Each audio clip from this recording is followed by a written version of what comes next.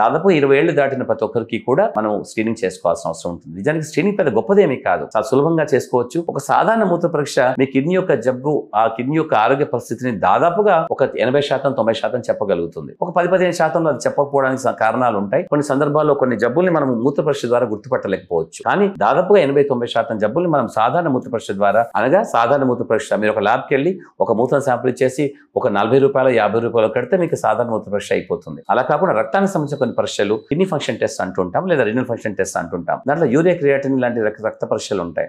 Urea creatine లాంటి పదార్థాలు మన శారీరకంగా మనకి రకరకాల జీవరసాయన ప్రక్రియలు జరుగుతున్నప్పుడు దానిలో ఒక భాగంగా తయారవుతున్నటువంటి చెడు పదార్థాలు. అంటే మనకి డైరెక్ట్ గా సాక్షాత్తుగా అవి చెడు ఏమి చేయవు, కానీ అది మాకు గార్బేజ్ లాగా. కాబట్టి అటువంటి పదార్థాల శాతం ఎంత ఉంది శరీరం తెలుసుకోవడం అన్నది మనకి చాలా ముఖ్యం. ఎప్పుడైతే కిడ్నీలు సరిగ్గా పనిచేయవో వీటి శాతం పెరుగుతుంది. మీరు తీసుకునే అదే మందులు, అదే నాణ్యమైన మందులు మెడ్ ప్లస్ బ్రాండ్స్ పై సగం ధరకే.